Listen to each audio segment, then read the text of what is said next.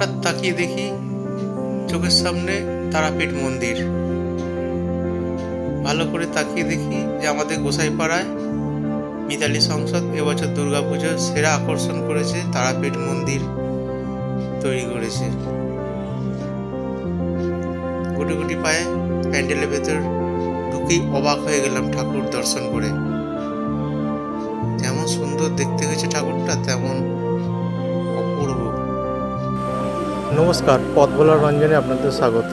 আজকে আপনারা পুজো পরিক্রমা 2024 শ্রীরামপুরের মিতালি সংসদের ঠাকুর দেখছেন।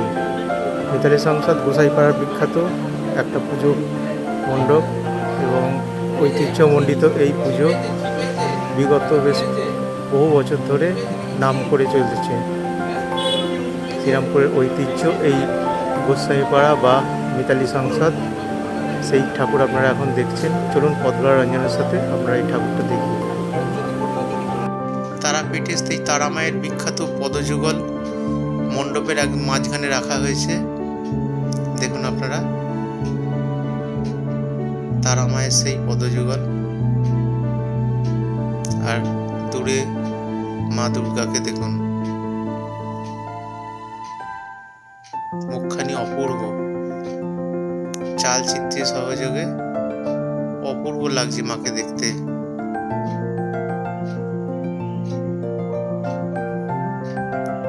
এই বছরের সেরা আকর্ষণ শ্রীরামপুরের গোসাইপাড়ার মিতালি সংসদের তারাপীঠ দর্শন।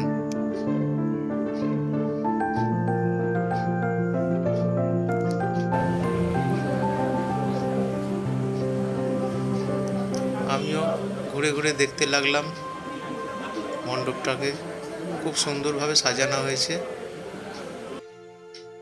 মিতালি সংসদ শ্রীরামপুরের খুব প্রাচীন একটি ক্লাব এবং গোসাইপাড়া একটি প্রাচীন বনেদি পাড়া। বহু বছর ধরে এরা নানাবিধ থিম নিয়ে মণ্ডপ সজ্জা, কখনো ঠাকুর, কখনো আলোকসজ্জা দিয়ে দর্শককে মোহিত করে রাখেন। এবছরও এদের আকর্ষণ তারাপীঠ, তারাপীঠের মা তারামায়ের মন্দির।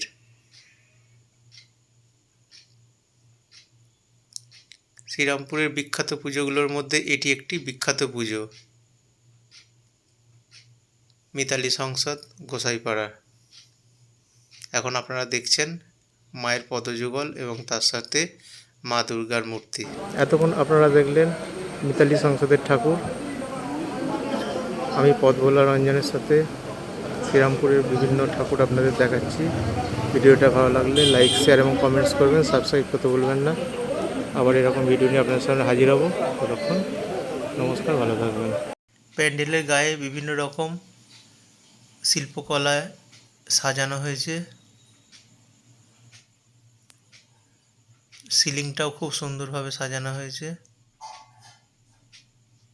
আপনারা আমার ইউটিউব চ্যানেল পথ ভোলা রঞ্জনের মাধ্যমে শ্রীরামপুরের কিছু বিখ্যাত প্যান্ডেল ঠাকুর দেখবেন এবং লাইক কমেন্টস করে আমাকে জানাবেন কেমন হয়েছে।